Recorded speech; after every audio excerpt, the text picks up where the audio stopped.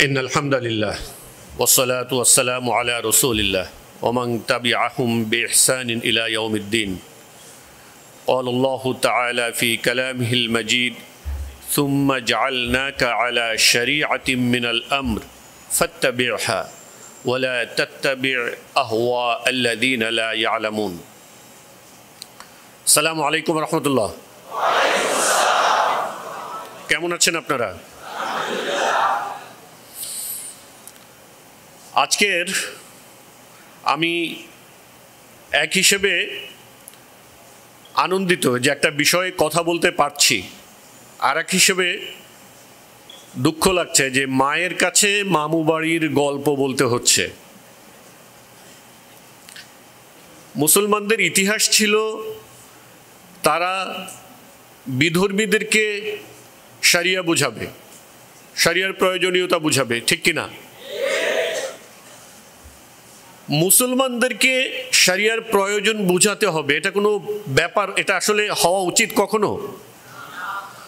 আপনি যদি একটা মাছকে বুঝাতে হয় যে দেখো তোমার বসবাসের জায়গা হলো পানি, তোমার বসবাসের জায়গা হলো পানি, এটা কি আসলে কাঙ্ক্ষিত? কাঙ্ক্ষিত? কাঙ্ক্ষিত না। ঠিক তেমনিভাবে মুসলিমদেরকে বোঝাতে হবে যে আপনার লিগ্যাল সিস্টেম, পেনাল কোড বা আইন ব্যবস্থা হলো শরিয়া, এটা ঠিক তেমনই না। অত্যন্ত দুঃখজনকভাবে হলেও এই দুরবস্থার মধ্যে আমরা পতিত হয়েছি, আমাদের এই জাতি পতিত হয়েছে, ঠিক না? আজকের মুসলমানদেরকে যারা বলে আমরা মুসলিম, আল্লাহ হলেন আমাদের রব, মুহাম্মদ সাল্লাল্লাহু আলাইহি সাল্লাম হলেন আমাদের নবী, এমন লোকদেরকে বোঝাতে হচ্ছে যে শরিয়া আপনার রাষ্ট্র ব্যবস্থা, আপনার লিগ্যাল সিস্টেম, এটা আপনাকে মানতে হবে। অ্যাজ ইফ তার ওই যে বিশ্বাস, ওই বিশ্বাসের সাথে এটার কোনো কানেকশন কেমন যেন এখন আর নাই। তো এইটা ঘটার পেছনে একটা অবস্থা তো নিশ্চয়ই আছে। একটা পরিস্থিতি সৃষ্টি যদি না হতো তাহলে তো এই অবস্থার ভিতরে এই জাতি পড়ার কথা নয়। যে অবস্থার কথা আমরা বলছিলাম, বিগত 100 বছরের ইতিহাস যদি আপনি দেখেন, এই পৃথিবীতে সবচেয়ে বড় গণহত্যাকারী কারা বলেন তো? আমেরিকা, ব্রিটিশ, কালেকটিভলি ওয়েস্ট এবং তাদের এলাই, এরাই হলো পৃথিবীর সবচেয়ে বড় গণহত্যাকারী, ঠিক কিনা? তারা ইরাকে কি পরিমাণ মানুষ মেরেছে, আফগানিস্তানে কি পরিমাণ মানুষ মেরেছে, সিরিয়াতে কি পরিমাণ মানুষ মেরেছে, প্যালেস্টাইনে কি পরিমাণ মানুষ মারছে আমাদের সামনে। বাট স্টিল এই পৃথিবীতে আতঙ্ক সৃষ্টি করা হয়েছে, জঙ্গি নাকি মুসলমানরা, ঠিক কিনা? তার মানে হলো নানা রকম প্রোপাগান্ডার মাধ্যমে একটা সত্যকে ধামাচাপা দিয়ে একটা মিথ্যাকে মানুষের সামনে সত্য হিসেবে উপস্থাপন করা হয়েছে। এবং ওদের একটা পলিসি আছে, মিথ্যা বলতে থাকো, বারবার বলতে থাকো, তাহলে এটা সত্য হয়ে যাবে। ওরা ওদের মিডিয়া এবং ওরা ওদের সকল প্রচার যন্ত্র ব্যবহার করে পৃথিবীতে মিথ্যাগুলোকে বারবার বলছে। এই মিথ্যার একটি হলো যে শরিয়া শাসন একটা আতঙ্কের নাম, একটা ভয়াবহ ব্যাকডেটেড আতঙ্কজনক নির্মম শাসন ব্যবস্থা। এমন একটা পিকচার তারা পৃথিবীর মানুষের সামনে কি করেছে? ড্র করেছে। এবং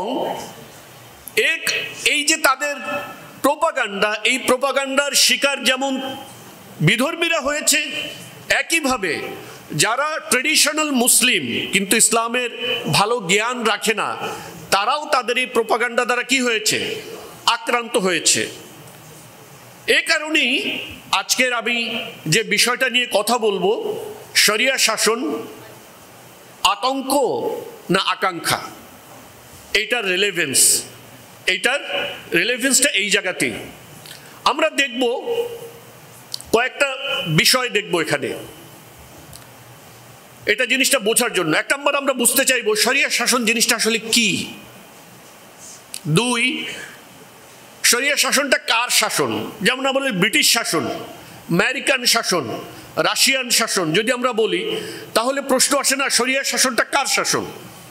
এটা আমাদের জানা দরকার।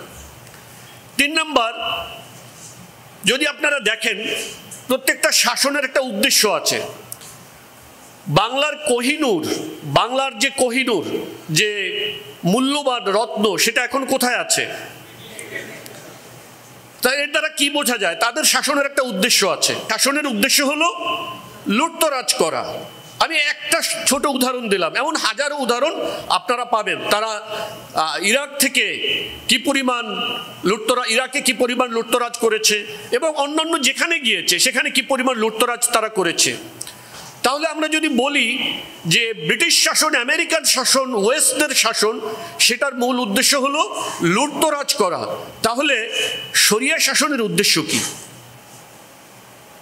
এরপরে আমরা দেখতে চাই শরিয়া শাসন কি আসলে, তারা যে বলছে আতঙ্ক এবং হিউজ প্রোপাগান্ডা তারা চালিয়েছে দীর্ঘদিন ধরে মানুষকে আতঙ্কিত করার জন্য, আসলে কি পরিমাণ মানুষ আতঙ্কিত হয়েছে? আসলে কি আতঙ্কিত, নাকি এখনো শরিয়া আকাঙ্ক্ষা হিসাবে আছে? এটা আমরা দেখব। এরপরে দেখব যে আসলে কত ভাগ মানুষ এখনো শরিয়া চায়। তাদের এত প্রোপাগান্ডা যুগের পর যুগ ধরে সারা পৃথিবীর সকল মিডিয়া ব্যবহার করে এই প্রোপাগান্ডা ছড়ানোর পরেও তারা কি পেরেছে মুসলিমদের মন থেকে শরিয়ার আকাঙ্ক্ষা মুছে দিতে, নাকি পারেনি? সেটা আমরা দেখব। এরপরে দেখব শরিয়া আইনের ব্যাপারে তাদের একটা কথা আছে, শরিয়া আইন কঠোর। আমরা এখানে দেখতে চাই শরিয়া আইন কেন কঠোর এবং এটার পারপাসটা কি। এই কয়টা বিষয়ে আমরা যদি একটু আলোচনা শুনি, তাহলে আশা করি যে বিষয়টা আমাদের কাছে অনেকটা স্পষ্ট হয়ে যাবে। আমি এই বিষয়টা নিয়ে যখন লেখাপড়া করছিলাম, তখন অনেকগুলো সাইট, বিভিন্ন জায়গাতে বিভিন্ন সাইট ঘেটে দেখছিলাম। এর ভেতর আপনারা একটি সাইট জানেন যেটার নাম ইসলাম QA।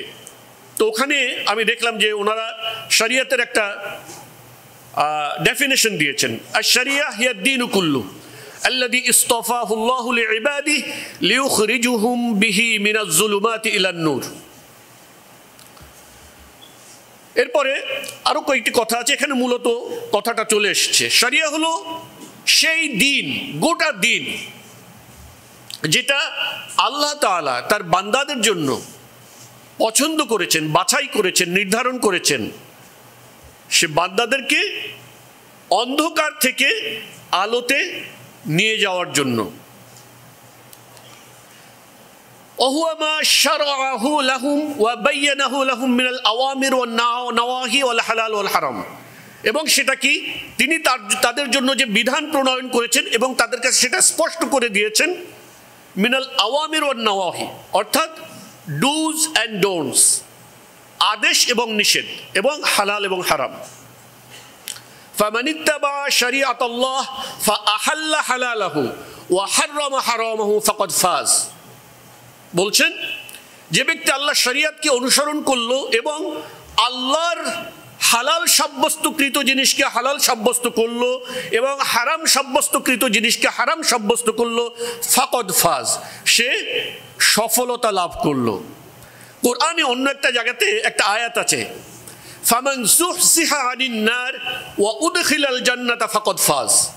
আল্লাহ তাআলা বলছেন যাকে জাহান্নামের আগুন থেকে দূরে রাখা হলো এবং জান্নাতে প্রবেশ করানো হলো, সে সফলতা লাভ করলো।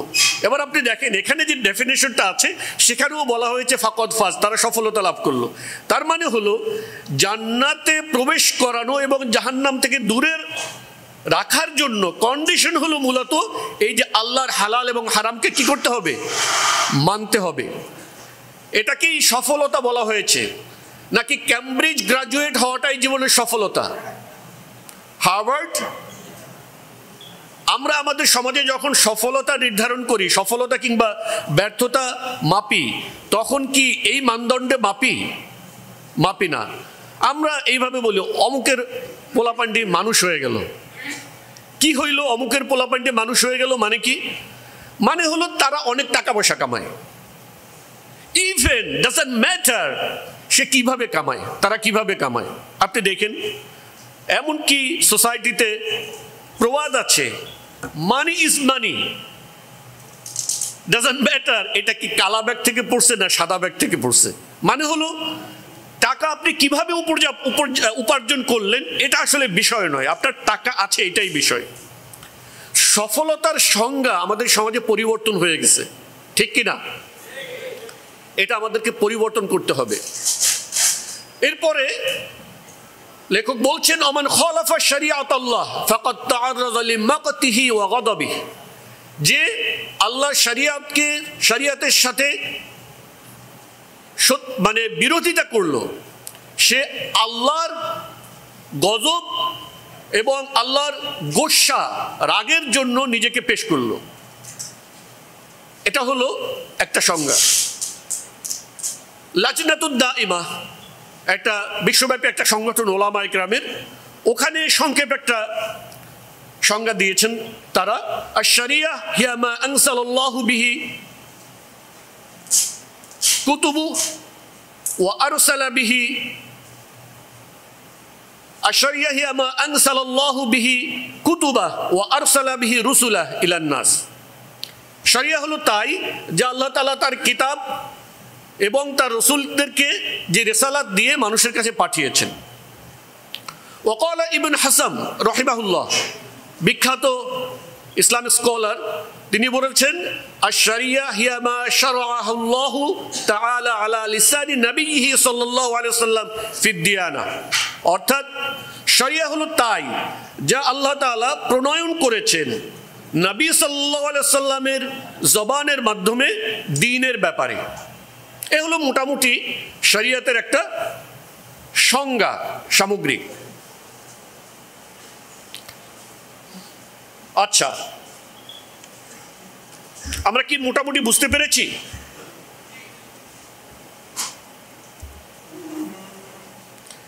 একটা স্লাইড এখান থেকে আমি মিসিং দেখতে পাচ্ছি, যিনি বানিয়েছেন সম্ভবত তিনি এইটা মিস করেছেন।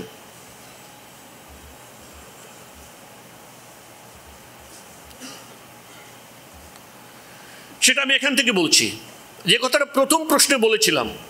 আমরা জানি ব্রিটিশ শাসন, আমেরিকান শাসন, এটা বলতে আমরা কিন্তু বুঝতে পারি শাসনটা কাদের, তাই না? তাহলে আমরা যখন শরিয়া শাসনের কথা বলি তখন এটা হুজুরদের শাসন, তাই না? তখন এটা কাদের শাসন? হুজুরদের শাসন না? কওমিদের শাসন, আলিয়াদের শাসন, সালাফিদের শাসন, হানাফিদের শাসন, মুসলিমদের শাসন না। এই শাসনটা হলো আল্লাহর শাসন। এই শাসনটা কার? আল্লাহর শাসন। এটা মনে রাখতে হবে। পৃথিবীর যত ব্যবস্থা আছে, সকল ব্যবস্থা কোনো না কোনোভাবে এটা মানুষের প্রণীত। কাদের প্রণীত? মানুষের প্রণীত। নানা প্রেক্ষাপটে, নানা সময়ে, নানাভাবে, সামাজিক প্রেক্ষাপটে হয়তো তারা এই আইনগুলো কি করেছে? রচনা করেছে। আচ্ছা বলেন তো, মানুষকে যিনি সৃষ্টি করেছেন তিনি ভালো জানেন যে মানুষ কিভাবে চললে, মানুষ কিভাবে কথা শুনবে, মানুষের ভালো মন্দ, আনন্দ বেদনা, দুঃখ, হাসি কান্না, এই সব কিছুর কিভাবে অ্যাড্রেস করা হবে, এটা কে ভালো জানেন? আল্লাহ ভালো জানেন। নাকি আমেরিকানরা ভালো জানে? ব্রিটিশরা ভালো জানে? অবশ্যই না, আল্লাহ তাআলা একমাত্র ভালো জানেন। তাহলে মূলত আমরা যখন বলি শরিয়া শাসন, এটা অনেকে এরকম একটা ইয়ে করে যে ওইটা ছিল ব্রিটিশ শাসন, আমেরিকান শাসন, এটা হলো হুজুরদের শাসন। পার্থক্যটা বুঝেন। যে কোনো মানুষ, যে কোনো শ্রেণী সংগ্রাম এর বয়ান আছে, যে কোনো শ্রেণী তারা তাদের স্বার্থের, মানুষের ক্ষমতা নেই যে মানুষ তার স্বার্থ চিন্তার ঊর্ধ্বে উঠবে। আপনি দেখবেন আমাদের সংসদ সদস্যদের ভিতরে এই দল বিদল অনেক ঝগড়াঝাটি মারামারি ওয়াকআউট অনেক কিছু হয় না সংসদে, কিন্তু সংসদ সদস্যদের বিনা শুল্কে গাড়ি আমদানি নিয়ে কারো কোনো দ্বিমত আছে? বলেন তো কেন? এটা তার স্বার্থ। এটা কার স্বার্থ? সংসদ সদস্যদের স্বার্থ। মানে হলো যে এখানে তারা আইন প্রণেতা, খেয়াল রাখি সংসদ সদস্যরা কি আইন প্রণেতা, ল মেকার। তো তিনি যখন আইন প্রণয়ন করছেন, যখন এটা তার স্বার্থ, তার বিনা শুল্কে গাড়ি আমদানি করার সুবিধা, তখন এ নিয়ে এ দল বি দল কিংবা সি দল কারো ভিতরে কোনো কি নাই, মত পার্থক্য নাই। তার মানে হলো তারা তাদের নিজেদের স্বার্থের ব্যাপারে একমত। বুঝতে পেরেছেন? এর দ্বারা বোঝা যায় যে আইন যারা প্রণয়ন করবে তারা তাদের স্বার্থকে কি করবে, আগে দেখবে। আল্লাহ তাআলার কি বিনা শুল্কে গাড়ি ইম্পোর্ট করার কোনো প্রয়োজন আছে? নাউজুবিল্লাহ মিন যালিক। আল্লাহ তাআলা সকল, আল্লাহুল গনি, তিনি সকল কিছু থেকে অমুখাপেক্ষী। এই পৃথিবীর কোনো কিছুর তার প্রয়োজন নাই। এই পৃথিবীর কোনো সৃষ্টি যদি তাকে একটি সিজদাও না করে, কেউ যদি তার কোনো ইবাদত না করে, তার কোনো কথা না শুনে, তাহলে তার সাম্রাজ্যের এক চুল পরিমাণও কি কমবে? কমবে না। আমরা যে ইবাদত করি, এই ইবাদতের আল্লাহর কি কোনো প্রয়োজন আছে? নেই। আমাদেরকে দিয়ে আল্লাহর কি কোনো স্বার্থ আছে? নেই। তাহলে একমাত্র আল্লাহ তাআলাই হলেন নিঃস্বার্থ। একমাত্র আল্লাহ তাআলাই হলেন নিঃস্বার্থ। আল্লাহ তাআলা যখন আইন প্রণয়ন করেন, তখনই কেবল সেই আইনের মধ্যে সকল মানুষের কল্যাণ নিশ্চিত করেন। অন্য কারো পক্ষে সকল মানুষের কল্যাণ নিশ্চিত করে আইন প্রণয়ন করা সম্ভব নয়। আল্লাহ রাব্বুল আলামিন বলছেন, ইন্না রাব্বাকুমুল্লাহুল্লাযী খালাকাস সামাওয়াতি ওয়াল আরদা ফি সিত্তাতি আইয়াম সুম্মা ইসতাওয়া আলাল আরশ। তোমাদের রব যিনি আসমান সমূহ ও জমিন সৃষ্টি করেছেন 6 দিনে, সুম্মা ইসতাওয়া আলাল আরশ, অতঃপর তিনি আরশে ইস্তেওয়া করেছেন। আলা লাহুল খালক ওয়া লাহুল আমর। শুনে রেখো, সৃষ্টি যার, বিধান তার। সৃষ্টি যার, বিধান তার। আপনারা যখনই রাজনৈতিক তত্ত্ব পড়তে যাবেন, তখন একটা বিষয় খেয়াল করবেন। আপনারা যত রাজনৈতিক তত্ত্ব কপচানো লোকজন পাবেন, তাদেরকে একটা জিনিস দেখবেন যে এমন জটিল জটিল কথাবার্তা বলবে যে আপনি একটা বিশেষ শ্রেণীর বুদ্ধিজীবী হওয়া ছাড়া আপনি তার কথা বুঝতে পারবেন না। সব মাথার উপর দিয়ে যাবে। হ্যাঁ, ঠিক কিনা?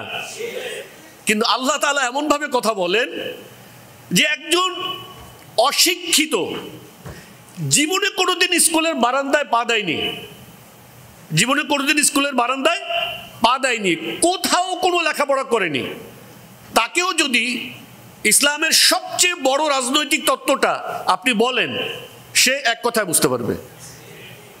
কি? দেখেন, লাহুল খালক লাহুল আমর। সৃষ্টি যার, বিধান তার। সহজ কথা, সিম্পল কথা। এটা বোঝার জন্য কি আপনার ঢাকা ইউনিভার্সিটির গ্রাজুয়েশন দরকার? ক্যামব্রিজ, অক্সফোর্ড কোনো ডিগ্রি দরকার? কোনো ডিগ্রি দরকার নাই। Everyone can understand this simple and easy theory, কারণ এটা আল্লাহ তাআলার থিওরি। তিনি কোনো নির্দিষ্ট শ্রেণীর জন্য জীবন বিধান রচনা করেননি, তিনি কোনো নির্দিষ্ট শ্রেণীর জন্য কোরআন নাজিল করেননি, তিনি সকল মানুষের জন্য কোরআন নাজিল করেছেন এবং সকল মানুষের জন্য তিনি বিধান রচনা করেছেন। বুঝতে পেরেছি? তো এরপরে আল্লাহ তাআলা অন্য এক আয়াতে আল্লাহ তাআলা তার রাসূলকে বলেছেন, যে আয়াতটা আমি শুরুতে তেলাওয়াত করেছি, শরিয়া শব্দটা যেখানে আছে, আল্লাহ তাআলা বলছেন, সুম্মা জাআলনাকা আলা শরিআতিম মিনাল আমর। আল্লাহ বলছেন, অতঃপর আমি তোমাকে নির্দেশের দিক থেকে একটা শরিয়ার উপরে রেখেছি। ফাত্তাবিহা, তুমি এই শরিয়াতেরই অনুসরণ করো। ওয়ালা তাত্তাবি আহওয়া আল্লাযীনা লা ইয়ালামুন, তুমি তাদের অনুসরণ, তাদের চাওয়া পাওয়ার কামনা বাসনার অনুসরণ করো না যারা কিছুই জানে না, যাদের কোনো জ্ঞান নেই। শরিয়া সম্পর্কে জ্ঞান না থাকা, শরিয়া সম্পর্কে ধারণা না থাকা, জ্ঞান না থাকা, এটা আল্লাহ তাআলার ভাষ্যমতে তাদের কোনো জ্ঞান নাই, তাদের কোনো কি নাই, জ্ঞান নাই।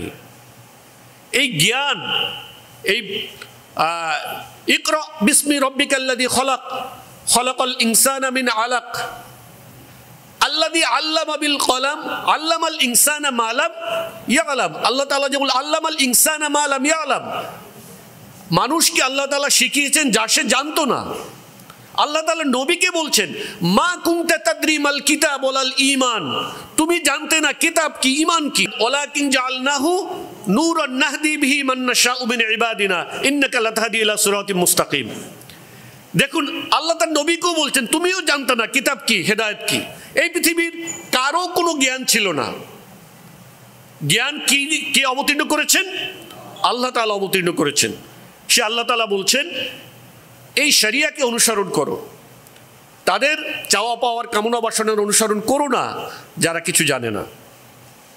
এখন একটা প্রশ্ন আসতে পারে, সবার শাসনের যে উদ্দেশ্য যেটা বললাম, তাহলে শরিয়া শাসনের উদ্দেশ্য কি? এটা একটা উদ্দেশ্য তো থাকা চাই, ঠিক না? আমাদের বোঝা দরকার। শরিয়া শাসনের আলোচনায় আপনি যেখানেই দেখবেন ফিকহের আলোচনায় এখানে একটা টার্মিনোলজি আছে। এই টার্মিনোলজিটা কয়েকদিন আগে এক অর্বাচীনকেও আমি ব্যবহার করতে দেখেছি, খুবই উদ্দেশ্য প্রণোদিতভাবে এবং নিজেকে একটু জ্ঞানী হিসেবে জাহির করার জন্য যে আমি এই টার্মিনোলজিটা জানি। কিন্তু এই টার্মিনোলজি ব্যবহার করে এরপরে যে সে কথাবার্তা বলছে এর ভিতরে যথেষ্ট পরিমাণ ইরতিদাদের আশঙ্কাওয়ালা কথাবার্তা সে বলছে। মাকাসিদুস শরিয়া, মাকাসিদুস শরিয়া, তারা বলছে মাকাসিদুস শরিয়ার আলোচনা এনে তারপরে কি বলছে জানেন? মানুষ যা বলবে, মানুষ আল্লাহর খলিফা এবং রাষ্ট্রে ইসলামী শাসনের কোনো প্রয়োজন নেই। বলেন নাউজুবিল্লাহ। তো মাকাসিদুস শরিয়ার আলোচনাটা আমরা শুনবেন, এখানে আপনি পাবেন যে আসলে শরিয়া শাসনের উদ্দেশ্যটা কি, সে কি চায়, আল্লাহ তাআলা কি চান এটার মাধ্যমে। প্রথমত আল্লাহ তাআলা চান মানে এই না যে আল্লাহর প্রয়োজন, আপনাদের প্রয়োজনে আল্লাহ তাআলা এই বিধানগুলোর মাধ্যমে কি চান, কি নিশ্চিত করতে চান। এক নাম্বার প্রোটেকশন অফ ফেইথ, বিশ্বাস, ইমানকে সুরক্ষা দিতে চান আল্লাহ তাআলা। আপনি পশ্চিমা বিশ্বে ইমানের কোনো দাম আছে? ওদের কাছে একটা মুরগির রানের যা দাম আছে ইমানেরও তা দাম নাই, বিশ্বাসের তা দাম নাই। একটা মুরগির রান ওদের কাছে যে দাম আছে, বিশ্বাসের কোনো দাম তাদের কাছে নাই। কারণ বিশ্বাস অবস্তুগত বিষয়। বিশ্বাস কি? অবস্তুগত বিষয়। আমি অনেক সময় বলি যে এটা হলো কুকুরের স্বভাব। দেখবেন আপনি যদি খাবার খেতে বসেছেন, একটা কুকুর এসে যদি সামনে বসে, আপনি যদি পড়া আরম্ভ করেন বিসমিল্লাহির রহমানির রহিম আল্লাহু লা ইলাহা ইল্লা হুয়াল হাইয়ুল কাইয়্যুম লা তাখুযুহু সিনাতুন ওয়ালা নাওম, কুকুর কি যাবে? চলে যাবে? যাবে না। কুকুর যাবে না। কুকুর যাবে, আপনি একটু নিচু হয়ে মুগুর ধরবেন, ও দৌড় দেবে, ঠিক কি না? কুকুর কেবল মুগুরের ভাষা বোঝে, কুকুর কেবল মুগুরের ভাষা বোঝে। এর অর্থ হলো মানে সে বস্তুগত, যখন সে দেখবে এইটা বুঝে। তো মানুষ যখন অবস্তুগত জিনিসকে বোধগম্যতার বাহিরে ঠেলে দেয় তখন সে মূলত কুকুরের পর্যায়ে নেমে আসে, সে কেবল মুগুরটা বোঝে। বুঝতে পেরেছেন? সো পশ্চিমারা আপনার এই বিশ্বাসের কোনো দাম তাদের কাছে নেই, কারণ বিশ্বাস অবস্তুগত। কোরআনে আল্লাহ তাআলা আমাদেরকে যেসব জিনিসকে সবচেয়ে বেশি দামি হিসেবে উপস্থাপন করেছেন সেগুলো দেখবেন অবস্তুগত। ঈমান, তাওয়াক্কুল, হ্যাঁ, তারপরে আপনার তাকওয়া, এগুলো সব কি অবস্তুগত বিষয়। সো আল্লাহ তাআলা যে দিন নাজিল করেছেন সেই দিনের প্রধানতম একটা বিষয় হলো আপনার বিশ্বাসের সংরক্ষণ করা। এবং এ কারণে শরিয়াতে এটার জন্য পানিশমেন্ট আছে, দিন পরিবর্তন করার। দিন পরিবর্তন করার জন্য কি রাখা হয়েছে? শাস্তি রাখা হয়েছে। মুসলমানরা একটা বাই নেচার ডিফল্ট একটা সামরিক জাতি। একটা কি জাতি? সামরিক জাতি। মুসলমানদের ইয়েতে আমাদের সকল আলোচনা ইদানিং শুনবেন সিভিলিয়ান এবং আর্মি আলাদা, সিভিলিয়ান এবং আর্মি আলাদা। ইসলামিক ট্রেডিশনে প্রাপ্তবয়স্ক সকলেই army, there is nothing call civilian.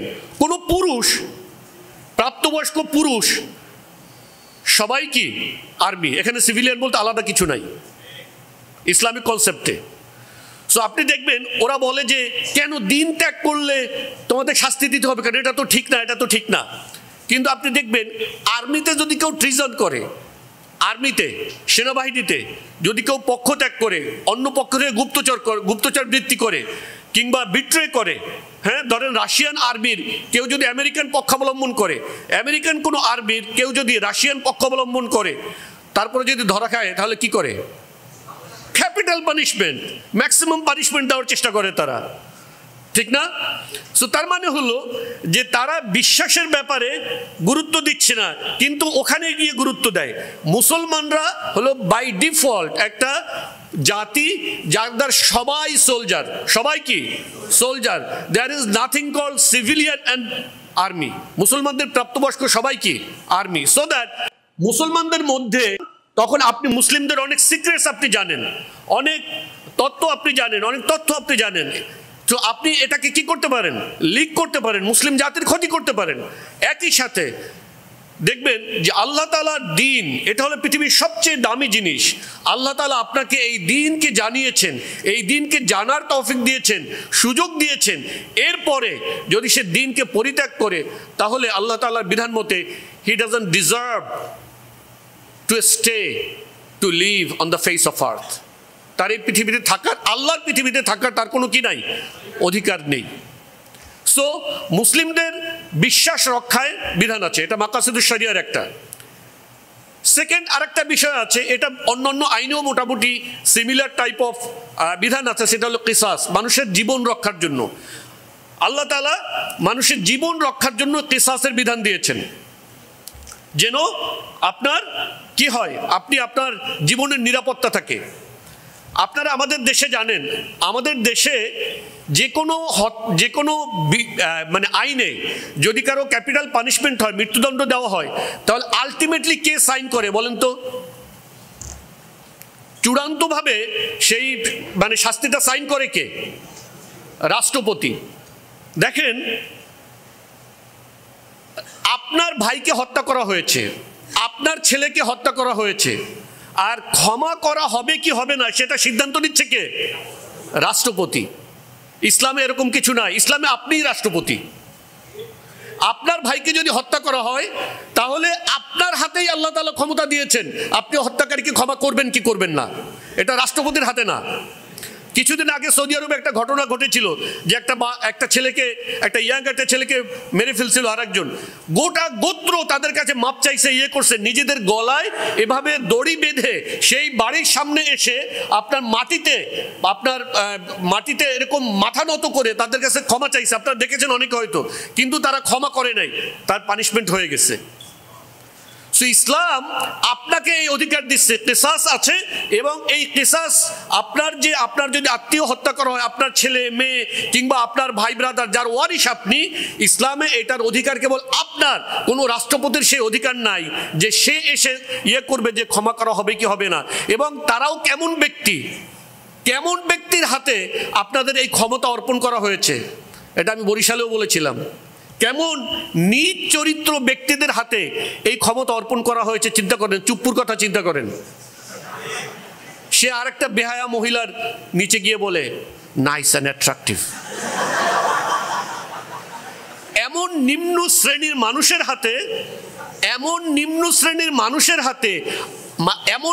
শ্রেণীর মানুষকে আপনার দণ্ডমুণ্ডের কর্তা, মালিক বানিয়ে দেওয়া হয়েছে এই সিস্টেমে। কিন্তু এটা কখনো হতে পারে না। তাহলে আল্লাহ তাআলা শরিয়ার, মাকাসিদুশ শরিয়ার দ্বিতীয় একটা বিষয় হলো জীবনকে রক্ষা করা। তৃতীয় বিষয় হলো আপনার প্রোটেকশন অফ ওয়েলথ, সম্পদ রক্ষা করা। এই জন্য আপনার চোরের শাস্তি, ডাকাতের শাস্তি, এটার ব্যবস্থা আছে। হ্যাঁ, ওয়াসারিকু ওয়াসারিকাতু ফাকতাউ আইদিয়াহুমা।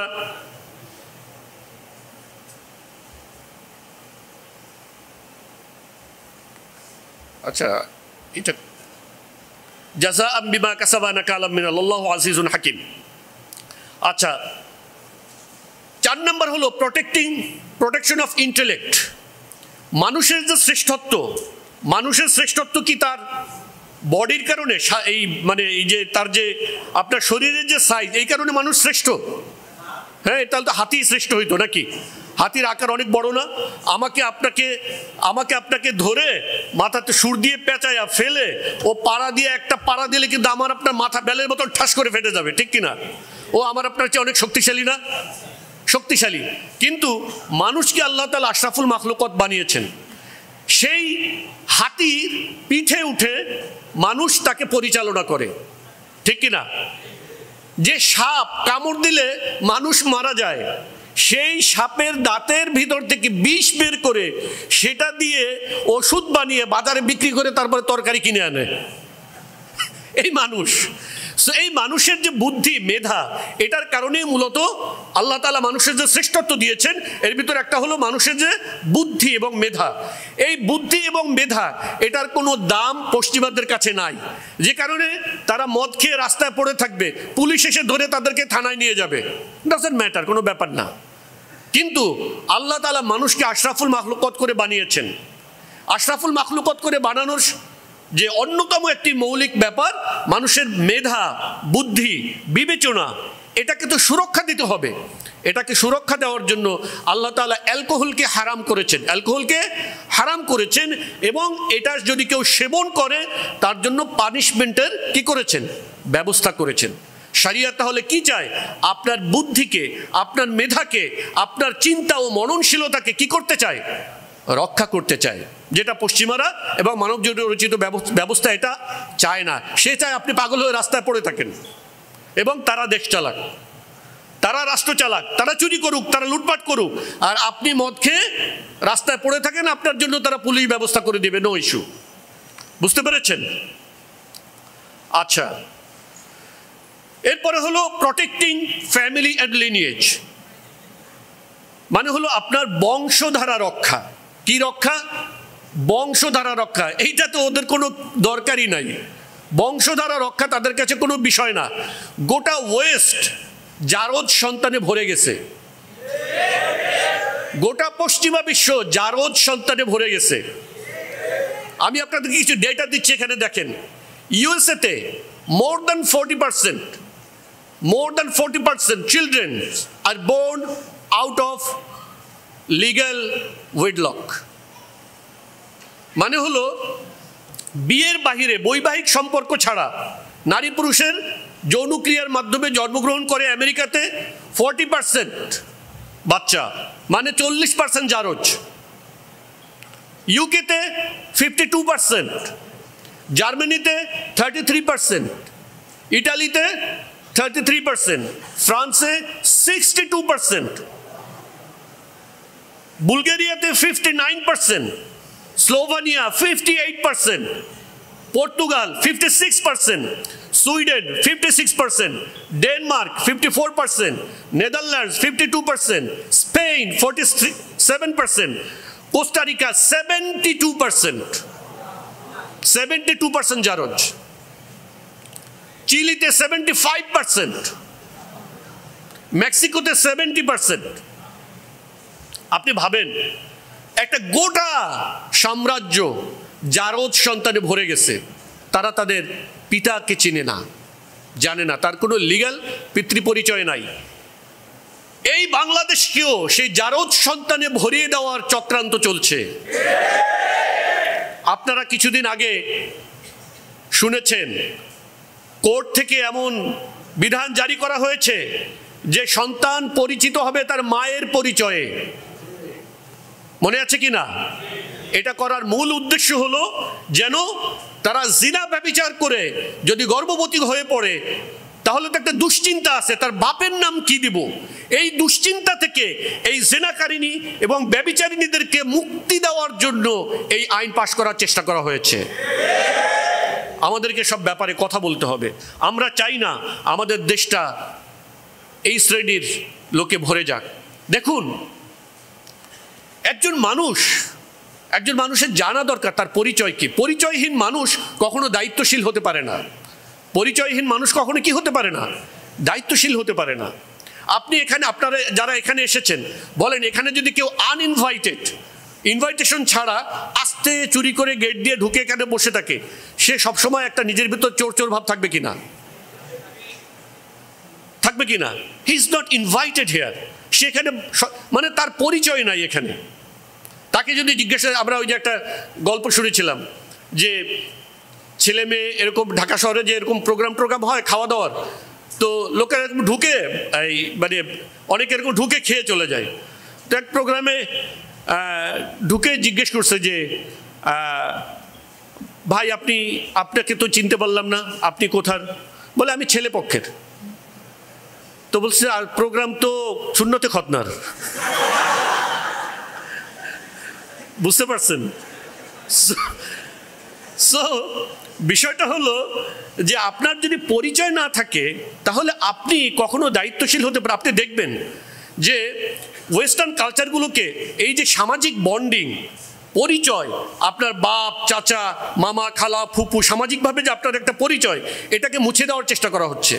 এবং রাস্তা বের হবেন, কেউ কাউকে চেনে না, এমন একটা পরিবেশ। ইসলাম এটাকে এনকারেজ করে না। ইসলাম এমন পরিবেশ এনকারেজ করে যেখানে সকলে সকলকে চিনবে। আপনি দেখবেন গ্রামগঞ্জে যদি আপনি এখনো যান, আপনি গ্রামে একজন অপরিচিত মানুষ ঢুকলে বাহে কই যাবা, মানে কি, কোত্থেকে আসছো, তুমি কই যাবা, মানে তোমার বাড়ি কোথায়। আপনি আর শহরে কালচারে দেখবেন যে অনেক সময় সে কোনো মতে অনেক সময় এরকমও হয় যে বাসা থেকে বের হয়ে বোরকা টোরকা পরে বের হয়ে দূরে গিয়ে বোরকা ফুলে, তাকে আর কেউ চিনে না। সে এখন যা খুশি তাই করতে পারে। এই যে যা খুশি তাই করতে পারে, এটা হলো তার পরিচয়হীনতার কি কনসিকুয়েন্স। পরিচয়হীনতা তাকে ওখানে নিয়ে যায়। আপনি অনেক ব্যারিয়ার আছে মানুষকে যেটা পাপাচারটাকে ফিরিয়ে রাখে। যেমন ধরেন আমার গায়ে এখন জুব্বা টুব্বা আছে, এরকম গায়ে দেওয়া, তা আমি কি হাঁটতে হাঁটতে গিয়ে একটা সিনেমা হলে এরকম ঢুকে যেতে পারি? বলেন তো, সিনেমা হলে এইভাবে আমি একটা সিনেমা হলে ঢুকে যেতে পারি? কেন না? তখন আমাকে প্রটেক্ট করতেছে? মাই ড্রেস আমাকে ঠেকাচ্ছে যে না, এইভাবে ঢোকা যায় না। আমি যদি সিনেমা হলে ঢুকতে চাই তাহলে আমাকে এইটা কোথাও পাল্টাইয়া জিন্স আর গেঞ্জি পরে আসতে হবে, ঠিক কিনা? কিংবা অন্য কোনো ড্রেস যেটা দিয়ে ডিটেক্ট করা যায় না আমি কে, আমার পরিচয়। সো পরিচয় মানুষের খুবই গুরুত্বপূর্ণ একটা বিষয়। আপনি দেখবেন যে মানুষ বলে তুমি অমুকের ছেলে হয়ে এই কাজটা কিভাবে করলা, বলে না? তার মানে কি, তার পারিবারিক পরিচয় তাকে একটা পাপাচার থেকে কি রাখতে পারে, বিরত রাখতে পারে। কেবল তার পাপাচারের পরিচয়, তার পারিবারিক পরিচয়। আপনি দেখবেন পারিবারিক পরিচয় মানুষকে অনেক ভালো কাজে উদ্বুদ্ধ করে। সে বলে আমার দাদা এই মসজিদের জন্য জায়গা ডোনেট করেছিলেন, আমার বাবা এই মসজিদের মুতাওয়াল্লি ছিলেন, আপনারা বলেন কি সমস্যা আছে, ইনশাআল্লাহ আমি দেখব। এইটা তাকে কি করে, উৎসাহিত করে। এই যে পারিবারিক ট্রেডিশন, এটা তাকে ভালো কাজের দিকে উৎসাহিত করে ধরে রাখতে তাকে কি করে, ভিতর থেকে প্রণোদনা দেয়। কিন্তু একজন মানুষ যখন তার প্রথমত সে আল্লাহকে ভুলছে, তার সৃষ্টি পরিচয় নাই, সে সৃষ্টি পরিচয়হীন একরকম হয়ে গেছে। দ্বিতীয় হলো তার পিতৃ পরিচয় নাই, জারজ। তখন এই মানুষগুলো যা খুশি তাই করতে পারে, যা খুশি তাই বলতে পারে, এবং যে কোনো নোংরা কাজ, নীচ কাজে তারা রত হয়ে যেতে পারে, তাদের ওরকম বাধা থাকে না। এই জন্য ইসলামে পিতৃ পরিচয়, পারিবারিক পরিচয়, বংশ পরিচয় এটা খুবই গুরুত্বপূর্ণ ব্যাপার। এই জন্য আল্লাহ তাআলা এটাকে রক্ষার জন্য শরিয়াতে আইন রেখেছেন, ব্যভিচারের শাস্তি রেখেছেন। কি রেখেছেন? ব্যভিচারের শাস্তি রেখেছেন। এ হলো মোটামুটি মাকাসিদুশ শরিয়া। এখন আমরা একটু দেখব যে শরিয়া শাসন কি আতঙ্ক না আকাঙ্ক্ষা। আজকাল অনেক ইসলামপন্থীদেরকেও এমন কথা বলতে শোনা যায় যে মানুষ শরিয়া শাসনকে ভয় পায়, এমনকি ইসলামিক লোকজন। হ্যাঁ, সুতরাং বারবার এই কথা বলে যেন আমার মানুষকে আতঙ্কিত না করি। আমরা যখন শরিয়া শাসনের কথা বলি, অনেকে বলে আমরা মানুষকে কি করতেছি, আতঙ্কিত করতেছি। এখন আতঙ্কিত ব্যাপারটা আপনি দুইটা বিষয় দেখেন। যদি আতঙ্কিত হয় তাহলে আমরা কি কাজ করব, যে তাহলে আলাপ আলোচনা তুলতে পারি তাকে বোঝানোর জন্য। এক, দুই হয় তাকে কার্যকর করে সেটা দেখানো, ঠিক না? কিরকম? আপনি ধরেন তমাল ভট্টাচার্যের কথা আপনাদের মনে আছে? তমাল ভট্টাচার্য ইন্ডিয়ান হিন্দু যুবক, যিনি আফগানিস্তানে একটা স্কুলের শিক্ষক ছিলেন। আফগানিস্তানে যখন ইসলামী তালেবানরা ক্ষমতায় আসলো, তখন সে এসে বলেছিল, কি বলেছিল একটু দেখেন, আগে কাবাব খেতাম 150 টাকা দিয়ে, নান কাবাব, এখন তার মাংসের পরিমাণ ডাবল হয়ে গেছে। মানে স্ট্রিক্ট শরিয়া আইন যেহেতু ওরা ফলো করে, তাই কাউকে ঠকানো যাবে না, ফলে সব জিনিসে ওরা সমান মাপটা দিচ্ছে। বলছিলেন সদ্য আফগান ফেরত কলকাতার যুবক তমাল ভট্টাচার্য, কাবুলে একটি আন্তর্জাতিক স্কুলে তিনি শিক্ষকতা করতেন। গত 15ই আগস্ট পুরো দেশে যখন তালেবানের নিয়ন্ত্রণে চলে যায়, তখন স্বাভাবিক কারণেই তীব্র দুশ্চিন্তা চেপে বসে কলকাতা থাকা তমালের পরিবারের মধ্যে। একদিকে ভারতীয়, অন্যদিকে হিন্দু ছেলে, তাই তালেবান তার উপর আক্রোশ দেখাবে এমনটাই ধারণা করেছিল সবার। কিন্তু রোববার তমাল ফিরে এসে দিলেন সম্পূর্ণ ভিন্ন বক্তব্য। তাহলে দেখা গেল কি, যদি আপনার আতঙ্ক থাকে, এটাকে দূর করার ভালো উপায় হলো সেটা তাকে কার্যকর করে দেখায় দেওয়া। দেখেন, উদাহরণ দেখেন, আমি দুইটা উদাহরণ দিই। বাচ্চারা পানিতে নামতে ভয় পায়, ভয় পায় না? ওরা মনে করে পানির নিচে এমন কিছু আছে যে ওকে টেনে নিচে নিয়ে যাবে। বাচ্চাদের ভিতরে এরকম একটা আতঙ্ক থাকে, পানিতে নামলে কি করবে? নিচে টেনে নিয়ে যাবে। যখন আপনি তাকে যে ভীতিটা যদি কাটাতে চান, তাহলে কি করবেন? তাকে পানিতে নামিয়ে দিবেন।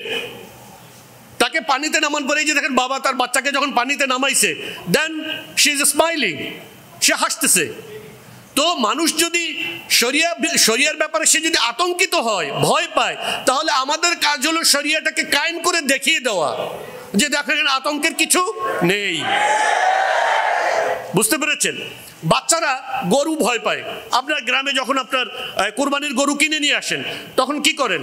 ঘোড়া যদি কিনে নিয়ে আসেন, তাহলে কি করেন? বাচ্চা ভয় পায়, তখন আপনি বাবা বাবা ধরে দেখো, ধরে দেখো, আপনি টাচ করায় দেন সেটাকে, তাই না? তাকে এক্সপেরিয়েন্স করায় দেন জিনিসটা, তখন তার কি হয়? ভয়টা কেটে যায়। তাহলে শরিয়ার ভয় যদি আপনি কাটায় দিতে চান, তাহলে শরিয়া কায়েম করে দিতে হবে। বুঝতে পেরেছেন? এটা হলো উত্তম উপায়। এরপরে আপনি দেখেন, শরিয়া আইন যে বলা হচ্ছে, শরিয়া আইন কঠোর, শরিয়া আইন কঠোর। আইন তো কঠোরই হওয়া চাই। আইনের মূল উদ্দেশ্য কি? আইনের মূল উদ্দেশ্য কি? আইনের মূল উদ্দেশ্য হলো মানুষকে অপরাধ থেকে কি করা? ফিরানো। এখন আইন যদি হয় এন্টারটেইনমেন্ট, তাহলে আপনি মানুষকে এটা থেকে ফিরবে? যদি বলে যে তুমি যদি চুরি করো, তাহলে তোমাকে 3 মাস জেলে রেখে খাওয়াবো, তাহলে সে কি করবে? হ্যাঁ, তাহলে সে আরো বেশি চুরি করবে। সো আইন এমন হওয়া চাই, এটা আইনের মূল উদ্দেশ্য হলো সোশ্যাল কন্ডিশনিং। আইনের পারপাস কি? Social conditioning. এর উদ্দেশ্য আপনি কি করা না, মানুষকে বেশি পরিমাণে পানিশমেন্ট দেওয়া না। আইনটা এমন হবে যে মানুষ ভয়ে ওই অপরাধ করা থেকে কি করবে? ফিরে থাকবে।